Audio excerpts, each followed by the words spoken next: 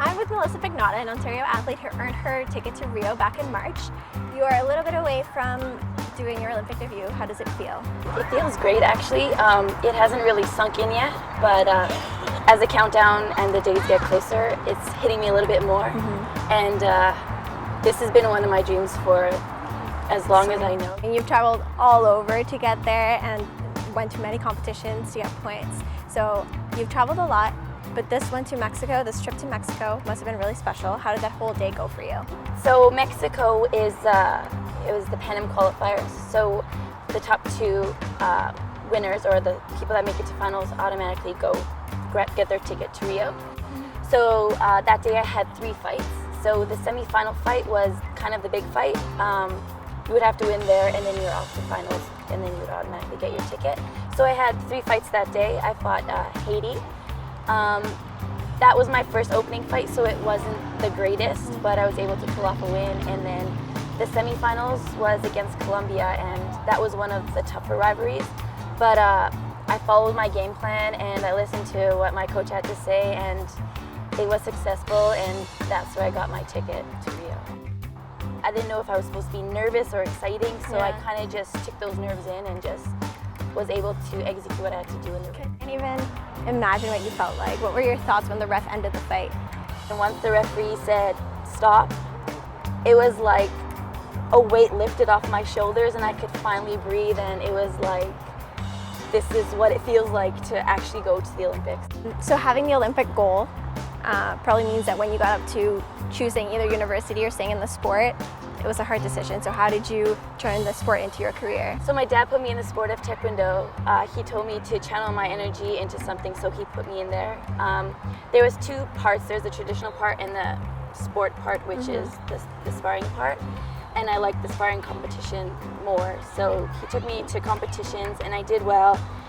And since I did well, then my master told me, you should start competing in. And then in 2000, when Taekwondo became an Olympic sport, and then that's when one of our Canadian athletes won a bronze medal at the sport. That's when I realized that this could be what I can go to the Olympics for. Yeah, and then for school, I knew school would always be there, and I know I can't be an athlete forever, so once my athlete career is done, then I'll go back to school. My journey through this whole process was really rough.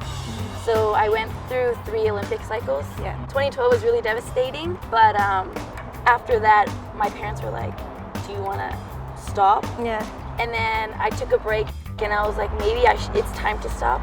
But I realized I was that close at that time, and I knew it wasn't that wasn't my moment yet. So I pushed through it, and then I had success. All the Olympic medals that Canada has for Taekwondo have been earned by female athletes. I know I've experienced some challenges for being a girl in a full contact sport. Have you experienced any restraints or challenges? Specifically now, not so much, but back when I was younger, yes, there was. Because in my school, there was pretty much, I was the only girl in that school, and everybody else were just males, and you kind of just had to fit in and kind of follow what they were doing because, yes, they got most of the attention. So you just had to push through, and you had to show everybody that, you can do what they can do. And then, and then that's made me who I am today, and I thank them for everything that's happened in the past, and this is who I am now. So girls kick ass. Yeah. What would you tell young girls who will be watching you in Rio who want to do what you do or be where you are? First and foremost, set a goal. It could be a long-term or a short-term goal. And then also, there's going to be many different people pulling you here and there, but once you set your mind to what you want, everything else is just a distraction, and you have to block them off. And then also, do what you love. If you don't love what you're doing, then don't do it at all. Okay, so I know you've been training a lot, but will you do your last workout of the day with me? Absolutely. If you could have dinner with 2 people you admire, who would they be? Muhammad Ali, Kerry Washington, and Jesus Christ. What's another sport you'd like to try? Speed skating. What's been your favorite place to visit for a competition? Paris, France. What past Olympics would you like to have competed at? 2012 London Olympics. What other words should be used to describe female athletes? Fearless. Well, thank you, Melissa, for coming, and we wish you the best luck in Rio. And make sure to watch on August 19th and cheer Canada on.